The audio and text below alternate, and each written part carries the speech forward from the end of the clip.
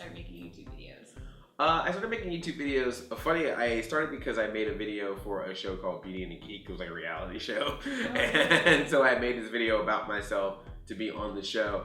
And it didn't get on the show, but I kept the video still. So I was like, well, everyone's putting these videos on YouTube. I'm going to try it. So that was the first one I did. And then I just did like a couple after that to have fun because I kept finding all these different people already on YouTube who were making these videos. And then when a couple of them took off the ground, I was like, oh, this is kind of cool. So I used to do it randomly.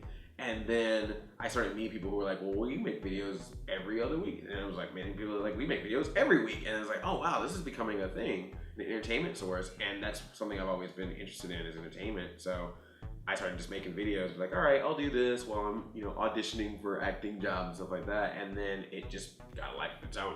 And so now it's like the main thing I do. And it's just been great to make videos and be able to be in control of the entertainment, which is really awesome.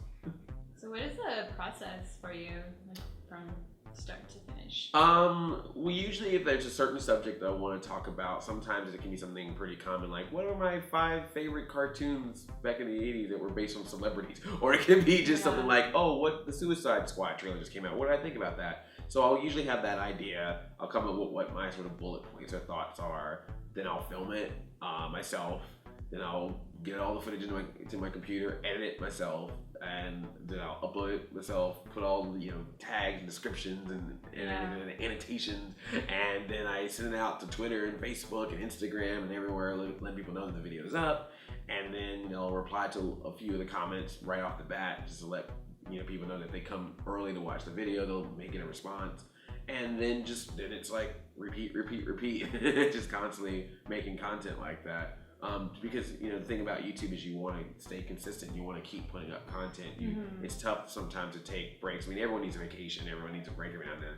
But if you're gone for like a month or two and then you come back and make videos, people can forget because there's so much out there. So I always make sure it's important to keep making content and keep entertaining. Do you ever film stuff in advance in case you do go on vacation? Sometimes I do. Sometimes I'm bad about it, but sometimes I do. And some of the newer stuff that I'm hoping to work on will be able to let me do that a little bit more, because there's a lot of stuff I'll talk about that's more topical of the day type stuff. Right. But there's also a lot of stuff that I'll do that's just something you can watch years from now and it's still fun and entertaining. So depending on what the type of video it is.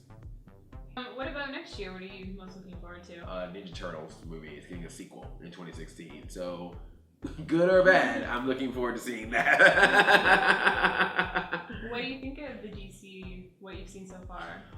It's interesting. I mean, Suicide. It was funny because everyone was talking about Batman v Superman for a long time, but I think Suicide Squad is now the one that a lot of people are very interested in seeing just how it's gonna be, because it was a good trailer and it really sort of established the tone of the movie and of the universe as well. And so I'm actually a little bit more intrigued of that movie now than Batman v Superman. I saw Man of Steel. And I feel like that there's gonna be elements of Batman v Superman that I'm interested in, particularly them fighting each other. But like Suicide Squad as a whole, I'm interested in how are you gonna do this? Are all these characters gonna have a storyline? Are we gonna get some backstory of any of these characters?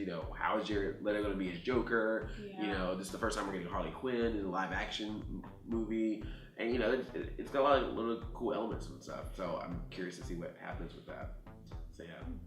So a video game question. Yeah, sure. If you were on a deserted island, what is one video game that you would take? If I were on a deserted island, what game would I take? I guess movie too. Oh no, yeah, that's fine. Either one. I mean, my hands down, I've always said my favorite game is Super Mario Bros. 3. I always feel like that was my favorite one. Which is I love it because it's a game that I got in trouble with my parents, and so part of my punishment was they wouldn't buy me Super Mario Bros. 3. So I had to keep constantly renting it to play.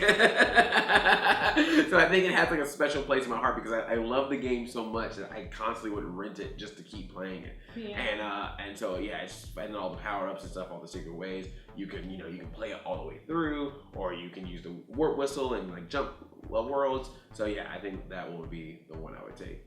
I do a lot of Loot Crate videos and they're awesome. Yeah. What would be in your ultimate Loot Crate? My ultimate Loot Crate? I collect a lot of Ninja Turtle stuff, so Ninja Turtle things have to be in there. Some Mighty Morphin Power Rangers things would have to be in there. and some Nintendo stuff would definitely be there. Some more like a cool Mario thing would be awesome. Like, you know, an amiibo would be nice. Since some of them are hard to find. Yeah. If an amiibo was in there that I couldn't find, I would love that.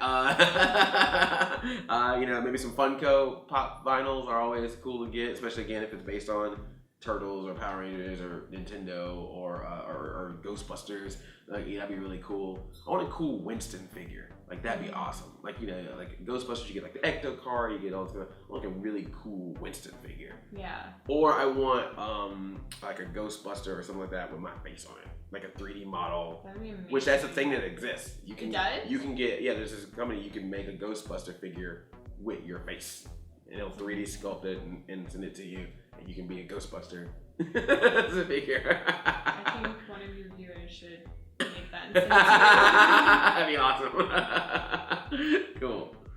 Last question. What is next for your channel? What's next for my channel?